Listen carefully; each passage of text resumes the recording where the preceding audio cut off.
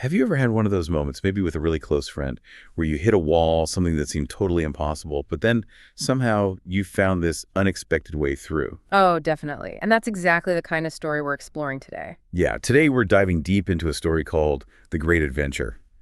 It's just a fantastic example of empathy, clever thinking, and that kind of really solid friendship. It really is. Our deep dive today focuses on a piece from a memoir lots of people love, Totto-chan, The Little Girl at the Window by Tetsuko Kuroyanagi. We're looking closely at this one part that shows us Totto-chan's, actual experience at this very unusual school, a place that really aimed to nurture kids' spirits and build real compassion. Right. And our mission for you listening as we unpack this is to pull out the surprising bits, the deep insights from Totto-chan's adventure. We want to get at how friendship can tackle these big hurdles, not just that it can, and, what it really looks like to see what someone needs and step up for them. So let's jump in. Okay, so to really get this adventure, we first need to understand Totto-chan herself and this pretty unique place she ended up. Totto-chan, she sounds like she was just bursting with life, super curious, maybe a bit too much for her first school. Too much is right. Can you believe she actually got expelled from first grade? Her teachers said it was for distracting behavior. Expelled in first grade. It tells you something, doesn't it? About her, and probably about her parents too. But instead of getting upset, they did something pretty remarkable. They sent her to Tomoe Gakuen. And this wasn't your average school. It was experimental, really different. How so? What made it different? Well, the principal used what the sources call unorthodox teaching methods. It sounds like it gave kids like Totto-chan a way to channel all that energy creatively. And it wasn't just for high-energy kids. Tomo welcomed differently abled children, too. Everyone got to learn at their own pace. That sounds incredible. More focus on the kids themselves. Exactly. The big thing was building character and imparting values. And crucially, these lessons came from life experiences, not just books. That really set it apart. Wow. And part of that real-life learning involved trees, right? This private tree idea. Yes. That's such a charming detail. Every student got their own climbing tree on the school grounds, their own private property. Private property, huh? So you couldn't just climb anyone's tree? Nope. You had to be polite, go to the owner and say, "Excuse me, may I come in?" Like knocking on a door. That's brilliant. And Totto-chan's tree? Hers was a big one, near the fence, apparently. It had a good spot, a fork about 6 feet up. Perfect for, adventures. A perfect secret spot, which leads us right into the heart of this story, doesn't it? Totto-chan's secret plan. Exactly. The core of the adventure. Her secret invitation to her friend Yasuaki-chan to come up into her tree. And the reason she invited him specifically is just so touching. It really is, because Yasuaki-chan had polio. You see, he'd never climbed a tree, ever. He couldn't claim one as his own like the other kids. So Totto-chan saw that. Yeah. She saw what he was missing out on. Yes. And that's why she invited him. Just pure empathy. But they knew they had to keep it quiet. Why the secrecy? Well, they figured people were sure to make a fuss. You know how kids think adults might react to something slightly risky or unusual? Huh. Yeah, I can picture that. So how did Totto-chan manage the secret? She was quite cunning.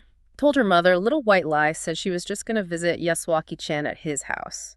But she did confide in someone. She told her dog, Rocky, the real plan, whispered, "I'm going to let Yasuaki-chan climb my tree." That's adorable. Okay, so the big day comes, summer vacation, the school's empty. Perfect setting. Totto-chan gets there, and there's Yasuaki-chan waiting by the flower beds just as planned. The adventure begins. What was Totto-chan's first move? Did she have a plan ready? Oh, she thought she did. Full of confidence, she ran straight to the janitor's shed, grabbed a ladder, dragged it to her tree, and popped it up. She scrambled up quickly herself, held the top, and called down, "All right, try climbing up," expecting it to be simple. But it wasn't that simple, was it? Not at all. That was the first big problem. She rushed down to help, tried pushing him from behind, but the source says she was so small and slender herself, she could hardly keep the ladder steady, let alone push him effectively. Hey, Yasuaki-chan. His polio meant his arms and legs were so weak, he couldn't even manage the first rung. It just wasn't working. Oh, wow. So that must have been a real moment for Totto-chan, realizing this wasn't going to be easy. Exactly. The text says she realized it was going to be more difficult than she'd thought.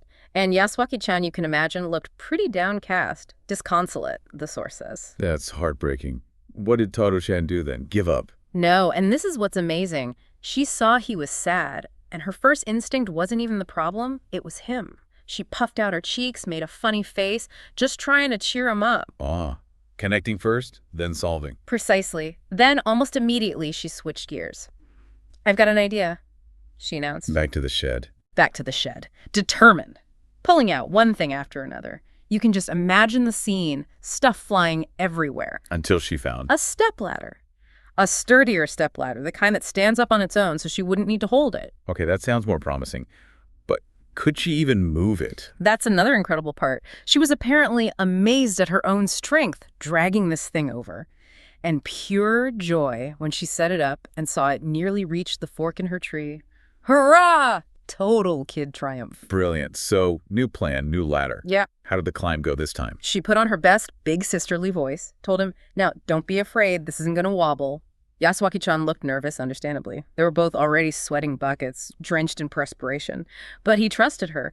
He put his foot on the first rung. And Totto-chan helped. Tirelessly. She was right behind him, lifting his feet onto each step, kind of balancing his bottom while he struggled with all his might. It took ages, apparently, but finally he made it to the top step. Yes. Success. Oh! Almost. Almost. They hit another snag.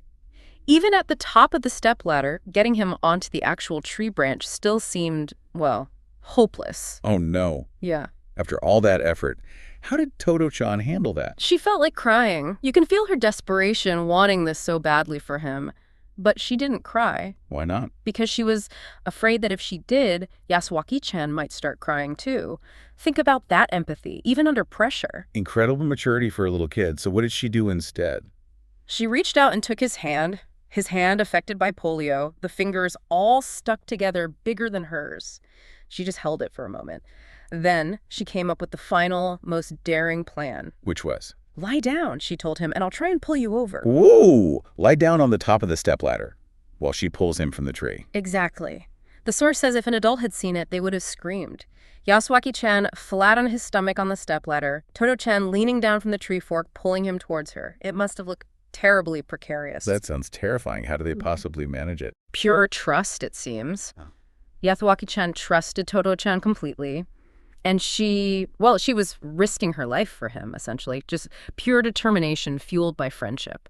There's even this lovely detail about a cloud moving over, protecting them from the hot sun right at that critical moment. Like nature itself was holding its breath. Wow.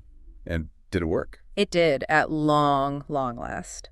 They were both there, on the tree, face to face. Oh, I bet that felt amazing. You can imagine. Totto-chan, ever so polite, even after all that, brushed her hair back, bowed and said, "Welcome to my tree." And Yasuaki-chan. He smiled, a bit bashful apparently, and replied, "May I come in?" Just perfect. That's just beautiful. So they finally made it. They did, and they stayed up there for a long time just talking about all sorts of things, listening to the cicadas, both just so happy. And the source makes a point of saying, for Yasuaki-chan, this was huge. It was the first and last time he ever climbed a tree. Wow. That really puts it in perspective. What an achievement for both of them. It truly was, and it brings us back to that core message, doesn't it?